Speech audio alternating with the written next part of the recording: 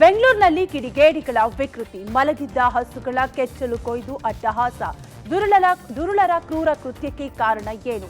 ನಾಳೆ ಸಿಎಲ್ಪಿ ಸಭೆ. ಹೀಗಿದ್ರೂ ಕಾಂಗ್ರೆಸ್ ಬಣ ಬಡಿದಾಟಕ್ಕೆ ಬೀಳದ ಬ್ರೇಕ್. ಯಾವ ಪಕ್ಷದಲ್ಲಿ ಬಣ ರಾಜಕೀಯ ಇಲ್ಲ ಅಂತ ಪ್ರಶ್ನಿಸಿದ್ದು ಯಾರು? ಈ ಎಲ್ಲದರ ಬಗ್ಗೆ ನೋಡೋಣ ಕರ್ನಾಟಕ ಟಾಪ್ 20ಯಲ್ಲಿ. ರಾಜ್ಯ ರಾಜಧಾನಿ ಬೆಂಗಳೂರಲ್ಲಿ ದುರುಳರು ಅಟ್ಟಹಾಸ ಮೆರೆದಿದ್ದಾರೆ. ಹಸುವಿನ ಕೆಚ್ಚಲು ಕೊಯ್ದು ವಿಕೃತಿ ಮೆರೆದಿದ್ದು ಬಿಜೆಪಿ ಸೇರಿದಂತೆ ಹಿಂದೂ ಪರ ಕಾರ್ಯಕರ್ತರು ತೀವ್ರ ಆಕ್ರೋಶ ವ್ಯಕ್ತಪಡಿಸಿದ್ದಾರೆ. ಘಟನೆ ಬಗ್ಗೆ ಮಾಹಿತಿ ಸಿಗ್ತಾ ಇದ್ದಂತೆ ಸ್ಥಳಕ್ಕೆ ಹಿಂದೂ ಕಾರ್ಯಕರ್ತರು ಭೇಟಿ ನೀಡಿ ಕೃತ್ಯವನ್ನು ಖಂಡಿಸಿದರು. ಬಳಿಕ ಸ್ಥಳಕ್ಕೆ ಭೇಟಿ ನೀಡಿದ ವಿಪಕ್ಷ ನಾಯಕ ಆರ್ ಅಶೋಕ್ ಸರ್ಕಾರದ ವಿರುದ್ಧ ವಾಗ್ದಾಳಿ ನಡೆಸಿದರು. ಸಂಕ್ರಾಂತಿಗೆ ಸಂಭ್ರಮ ಇರುತ್ತೆ, ಆದರೆ ಕಾಂಗ್ರೆಸ್ ಸರ್ಕಾರ ಬಂದ ಮೇಲೆ ಸಂಕ್ರಾಂತಿಗೆ ಹಸುವಿನ ಕೆಚ್ಚಲು ಕೊಯ್ದಿರೋ ಗಿಫ್ಟ್ ಕೊಟ್ಟಿದ್ದಾರೆ ಅಂತ ಕಿಡಿಕಾರಿದರು. ಇದು ಜಿಹಾದಿ ಮನಸ್ಥಿತಿ ಅಂತ ಕಿಡಿಕಾರಿದ ಅಶೋಕ್ ಹಸುಗಳ ಮಾಲೀಕನಿಗೆ 1 ಲಕ್ಷ ರೂಪಾಯಿ ಪರಿಹಾರ ನೀಡುವುದಾಗಿ ತಿಳಿಸಿದರು. ಇನ್ನು ಪ್ರಕರಣದ ಬಗ್ಗೆ ಪ್ರತಿಕ್ರಿಯೆ ನೀಡಿರುವ ಸಿಎಂ ಸಿದ್ದರಾಮಯ್ಯ ತಪ್ಪು ಮಾಡಿದವರಿಗೆ ಶಿಕ್ಷೆಯಾಗುತ್ತೆ ಅಂತ ಹೇಳಿದ್ದಾರೆ. ಯಾರು ಕೃತ್ಯ ಮಾಡಿದ್ದಾರೆ ಅಂತ ಗೊತ್ತಿಲ್ಲ, ಪತ್ತೆ ಹಚ್ಚೋ ಕೆಲಸ ಮಾಡಲಾಗ್ತಾ ಇದೆ, ಕಾನೂನು ಪ್ರಕಾರ ಶಿಕ್ಷೆಯಾಗುತ್ತೆ. ಹಿಂದೂ ಪರ ಸಂಘಟನೆಗಳು ರಾಜಕೀಯಕ್ಕಾಗಿ ಈ ವಿಚಾರದಲ್ಲಿ ಪ್ರತಿಭಟನೆ ಮಾಡಬಾರದು ಅಂತ ಸಿಎಂ ತಿಳಿಸಿದ್ದಾರೆ. ಕಾಂಗ್ರೆಸ್ ಸರ್ಕಾರ ಬಂದ ಮೇಲೆ ಮೊನ್ನೆ ನ್ಯೂ ಇಯರ್ ಗಿಫ್ಟ್ ಆಗಿ ಬೆಲೆ ಏರಿಕೆ ಮಾಡಿದ್ರು ಬಸ್ ದರ. ಈಗ ಸಂಕ್ರಾಂತಿ ಹಬ್ಬದ ಗಿಫ್ಟ್ ಆಗಿ ಹಸುವಿನ ಕೆಚ್ಚಲನ್ನೇ ಕೊಯ್ದಂಥ ಒಂದು ಜಿಹಾದಿ ಮನಸ್ಸುಗಳು. ಕೂಡಲೇ ಅವ್ರ ಮೇಲೆ ಕ್ರಮ ತಗೋಬೇಕು ಅಂತ ಹೇಳಿದ್ದೀನಿ. ಅವ್ರು ಯಾರು ಅಂತ ಪತ್ತೆ ಹಚ್ಚಬೇಕು ಅಂತ ಹೇಳಿದ್ದೀನಿ. ಅವ್ರಿಗೆ ಕಾನೂನು ಪ್ರಕಾರ ಶಿಕ್ಷೆ ಕೊಡಿಸ್ತಕ್ಕಂಥ ಕೆಲಸ ಮಾಡ್ತೀವಿ. ಹಿಂದೂ ಸಂಘಟನೆಗಳು ಪ್ರತಿಭಟನೆ ಮಾಡೋದಿದೆಯಲ್ಲ, ಅದು ರಾಜಕೀಯವಾಗಿ ಮಾಡ್ತಾ ಇರ್ತಕ್ಕಂಥ. Dinner politics, power sharing fight ನಡುವೆ ಕಾಂಗ್ರೆಸ್ ಶಾಸಕಾಂಗ ಪಕ್ಷದ ಸಭೆಗೆ ಕೌಂಟ್ ಡೌನ್ ಆರಂಭವಾಗಿದ್ದು, ಈ ಸಭೆಯಲ್ಲಿ ಉಸ್ತುವಾರಿ ರಣದೀಪ್ ಸಿಂಗ್ ಸುರ್ಜೇವಾಲಾ ಭಾಗವಹಿಸುತ್ತಿರೋದು ಇನ್ನೂ ಕುತೂಹಲ ಹೆಚ್ಚಿಸಿದೆ. ಎರಡೂ ಬಣದವರು ಚಾರ್ಜ್ ಶೀಟ್ ಸಲ್ಲಿಸಲು ಸಿದ್ಧರಾಗಿದ್ದಾರೆ ಎನ್ನಲಾಗಿದೆ. ಡಿನ್ನರ್ ಸಭೆ ರದ್ದಾಗಿದ್ದಕ್ಕೆ ಡಿಕೆಶಿ ಕಾರಣ ಅನ್ನುವ ಸಿಟ್ಟು ದಲಿತ ಸಚಿವರಲ್ಲಿದೆ. ಹೀಗಾಗಿ ಸಭೆಯಲ್ಲಿ ಪವರ್ ಪಾಲಿಟಿಕ್ಸ್ ವಿಚಾರವೇ ಸದ್ದು ಮಾಡುವ ಸಾಧ್ಯತೆ ಇದೆ. ಇನ್ನು ಡಿಕೆಶಿಗೆ ಟಕ್ಕರ್ ಕೊಡಲು ಜಾತಿ ಜನಗಣತಿ ವರದಿ ಜಾರಿಗೂ ದಲಿತ ಒಬಿಸಿ ಸಚಿವರು, ಶಾಸಕರು ಪಟ್ಟು ಹಿಡಿಯಲಿದ್ದಾರೆ ಎನ್ನಲಾಗಿದೆ. ಪವರ್ ಶೇರ್ ಬಗ್ಗೆ ಕ್ಲಾರಿಟಿ ಕೊಡಿ ಅಂತ ಡಿಕೆಶಿ ಪರ ಶಾಸಕರು ದನಿ ಎತ್ತುವ ಸಾಧ್ಯತೆ ಇದೆ.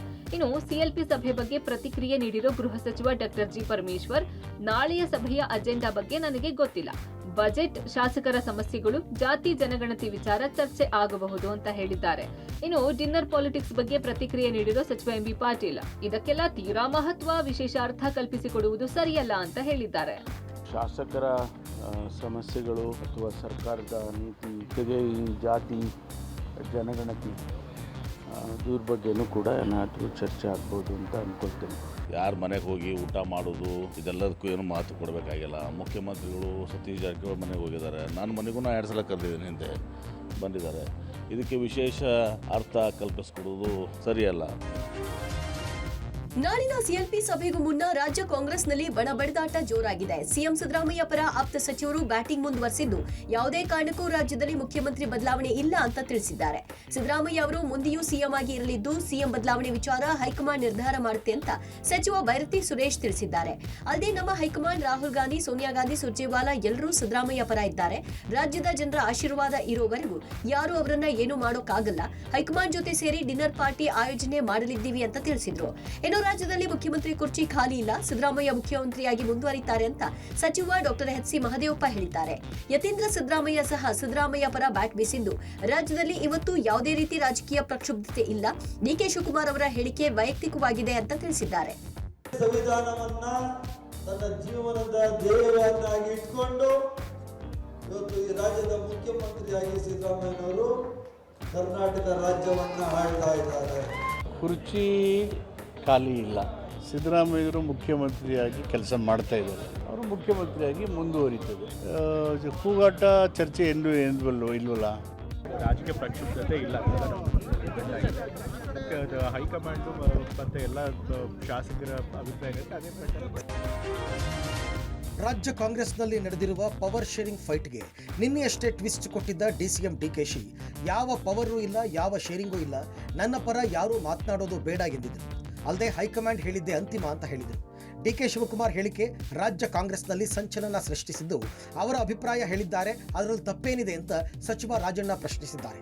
ಅಲ್ಲದೆ ನಾನು ಕೆಪಿಸಿಸಿ ಅಧ್ಯಕ್ಷ ಹುದ್ದೆ ಬೇಕು ಅಂತ ಕೇಳಿಲ್ಲ, ಸ್ಥಾನ ಕೊಟ್ಟರೆ ತಗೊಳ್ತೀನಿ ಅಂತ ಹೇಳಿದ್ದೇನೆ, ನನಗೆ ಅಧ್ಯಕ್ಷಗಿರಿ ಕೊಡ್ತೇನೆ ಅಂತಂದರೆ ಮಂತ್ರಿ ಕೆಲಸ ಬಿಡಲು ಸಿದ್ಧನಿದ್ದೇನೆ ಅಂತ ಹೇಳಿದ್ದೇನೆ ಅಂತ ತಿಳಿಸಿದ್ದಾರೆ. ಇನ್ನು ಇದು ಒಳ್ಳೆಯ ತೀರ್ಮಾನ ಅಂದಿರುವ ಗೃಹ ಸಚಿವ ಪರಮೇಶ್ವರ್, ಪಕ್ಷದ ಚೌಕಟ್ಟಿನಲ್ಲಿ ಹೋಗೋದು ನಮ್ಮೆಲ್ಲರ ಕರ್ತವ್ಯ, ಅದನ್ನು ನಾವು ಮಾಡ್ತೀವಿ ಅಂತ ಹೇಳಿದ್ದಾರೆ. ಆದರೆ ಶಾಸಕ ಶಿವಗಂಗಾ ಬಸವರಾಜ್ ಮಾತ್ರ ಅಧಿಕಾರ ಹಂಚಿಕೆ ಯಾವುದೂ ಇಲ್ಲ ಅಂತ ಹೇಳಿದ್ದು ಡಿಕೆಶಿ ಸಿಎಂ ಆಗೇ ಆಗ್ತಾರೆ ಅಂತ ತಿಳಿಸಿದ್ದಾರೆ. ಡಿಕೆಶಿ ಅವರು 5 ವರ್ಷ ಸಿಎಂ ಆಗಬೇಕಿತ್ತು, ಕೆಲ ಬೆಳವಣಿಗೆಯಿಂದಾಗಿ ಸಿದ್ದರಾಮಯ್ಯನವರು ಸಿಎಂ ಆಗಿದ್ದಾರೆ ಅಂತ ಹೇಳಿದ್ದಾರೆ. ನಾನು ಬೇಕಂತ ಕೇಳಿಲ್ಲ, ಅವ್ರು ಕೊಡ್ತೀವಿ ಅಂದ್ರೆ ತಗೋತೀನಿ ಅಂತ ಹೇಳಿರೋದು ನಾನು ಅಷ್ಟೇ.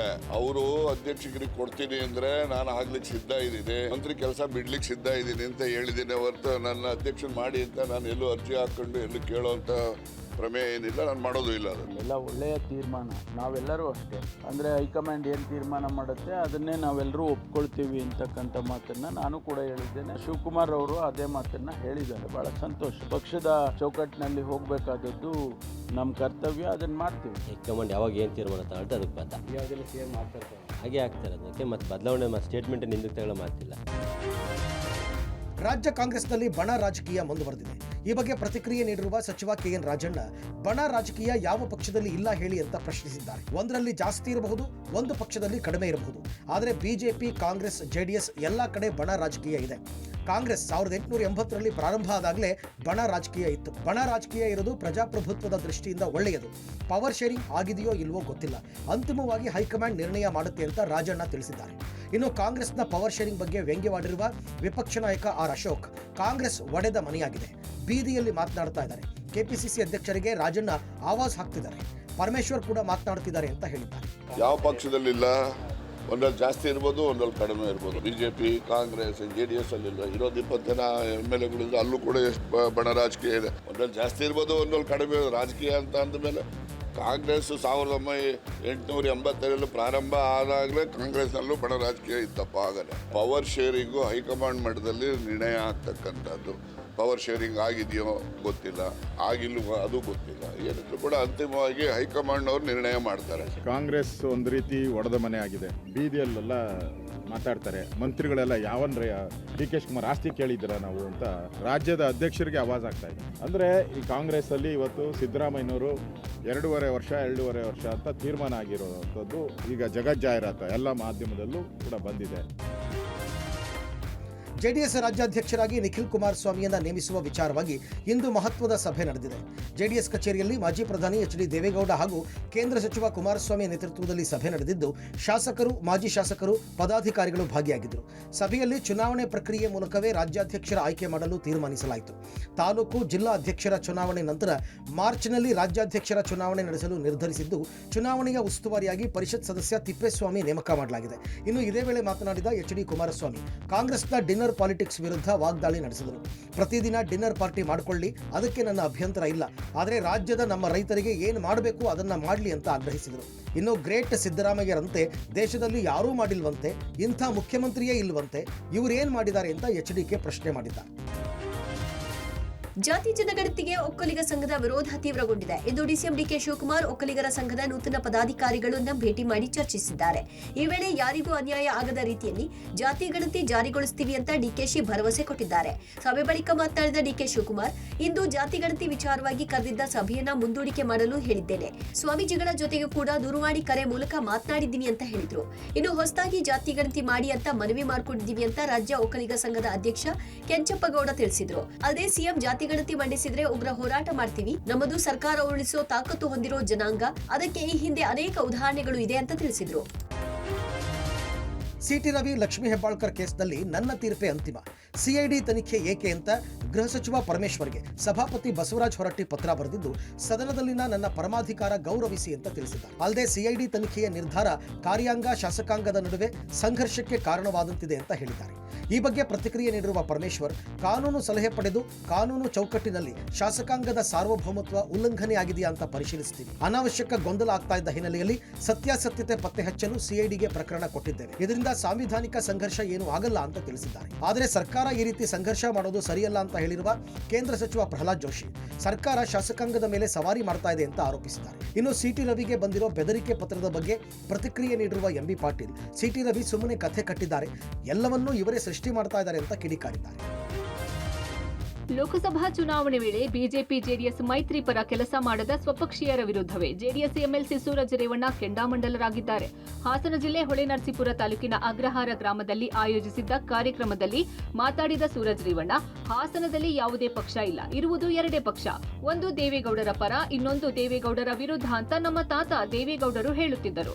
ಈಗ ಅದು ನನಗೆ ಅನುಭವ ಆಗುತ್ತಿದೆ ಅಂತ ಸೂರಜ್ ರೇವಣ್ಣ ಹೇಳಿದ್ದಾರೆ. ಅಲ್ಲದೆ ನಾನು ನಿನ್ನೆ ಮೊನ್ನೆ ಪೆನ್ ಡ್ರೈವ್ ಹಂಚಿ ಎಂಎಲ್ಸಿ ಆಗಿಲ್ಲ, ಯಾರು ಬರ್ತಾರೋ ಬಿಡ್ತಾರೋ ಈ ಸೂರಜ್ ರೇವಣ್ಣ ಬರ್ತಾನೆ ಅಂತ ಹೇಳುವ ಮೂಲಕ ಪೆನ್ ಡ್ರೈವ್ ವಿಚಾರ ಕೆದಕಿ ಸಂಸದ ಶ್ರೇಯಸ್ ಪಟೇಲ್ಗೆ ಟಾಂಗ್ ಕೊಟ್ಟಿದ್ದಾರೆ. ಚಿತ್ರದುರ್ಗದ ರೇಣುಕಾಸ್ವಾಮಿ ಭೀಕರ ಹತ್ಯೆ ಪ್ರಕರಣದಲ್ಲಿ ಎರಡನೇ ಆರೋಪಿ ನಟ ದರ್ಶನ್ಗೆ ಮತ್ತೊಂದು ನೋಟಿಸ್ ನೀಡಲಾಗಿದೆ.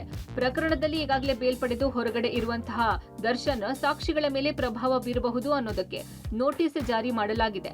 ನಟ ದರ್ಶನ್ ಪಿಸ್ತೂಲ್ನ ಪರವಾನಗಿ ಪಡೆದಿದ್ದಾರೆ. ಹೀಗಾಗಿ ದರ್ಶನ್ಗೆ ಡಿಸಿಪಿ ಪದ್ಮಿನಿ ಸಾಹು ನೋಟಿಸ್ ಅನ್ನ ಕೊಟ್ಟಿದ್ದಾರೆ. ನೀವು ಕೊಲೆ ಪ್ರಕರಣದ ಆರೋಪಿಯಾಗಿದ್ದೀರಿ, ಹೀಗಾಗಿ ನೀವು ಸಾಕ್ಷಿಗಳನ್ನ ಬೆದರಿಸುವ ಮತ್ತು ಪ್ರಭಾವ ಬೀರುವ ಸಾಧ್ಯತೆ ಇದೆ. ಈ ಬಗ್ಗೆ ಅನುಮಾನ ಇರೋದ್ರಿಂದ ನಿಮ್ಮ ಲೈಸೆನ್ಸ್ ರದ್ದು ಮಾಡಬೇಕು ಅಂತ ನೋಟಿಸ್ನಲ್ಲಿ ತಿಳಿಸಿದ್ದಾರೆ. ಅಲ್ಲದೆ ಪಿಸ್ತೂಲ್ನಿಂದ ಸಾಕ್ಷಿಗಳ ಮೇಲೆ ಪ್ರಭಾವ ಬೀರುವ ಅನುಮಾನ ಇದೆ. ಹೀಗಾಗಿ ನೀಡಿರೋ ನೋಟಿಸ್ಗೆ ವಾರದ ಒಳಗೆ ಉತ್ತರಿಸಿ ಅಂತ ಆಡಳಿತ ವಿಭಾಗದ ಡಿಸಿಪಿ ಪದ್ಮಿನಿ ಸಾಹು 1 ವಾರಗಳ ಕಾಲಾವಕಾಶ ನೀಡಿ ನೋಟಿಸ್ ಅನ್ನ ಕೊಟ್ಟಿದ್ದಾರೆ. ನೋಟಿಸ್ಗೆ ದರ್ಶನ್ ಉತ್ತರ ನೀಡಿದ ಬಳಿಕ ಪಿಸ್ತೂಲ್ ಲೈಸೆನ್ಸ್ ಬಗ್ಗೆ ಪೊಲೀಸರು ನಿರ್ಧಾರ ಮಾಡಲಿದ್ದಾರೆ.